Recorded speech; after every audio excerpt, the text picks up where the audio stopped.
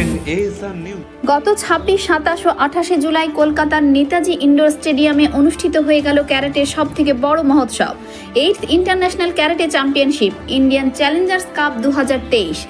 Karate do association of বেঙ্গলের সভাপতি Hansi Premjit সেনের নেতৃত্বে প্রতিবার অনুষ্ঠিত হয় এই আসর।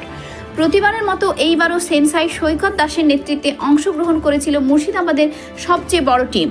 223 জন প্রতিযোগী অংশগ্রহণ করেছিল বহরমপুরের বিভিন্ন প্রান্ত থেকে এবং তারা অসাধারণ লড়াই করে 111টি গোল্ড, 76টি সিলভার ও 87টি ব্রোঞ্জ সহ 274টি পদক নিয়ে এসে আমাদের গর্বিত করেছে। বিগত বছর থেকে এটি একটি রেকর্ড যে এত বড় টিম কলকাতার বাইরে খেলতে যাচ্ছে এবং এত পদক নিয়ে আসছে।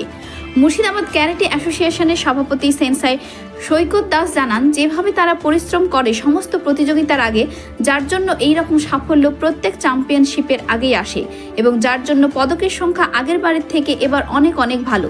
তাদের এই সাফল্যে জেলা সহ বহরমপুর শহর গর্বিত।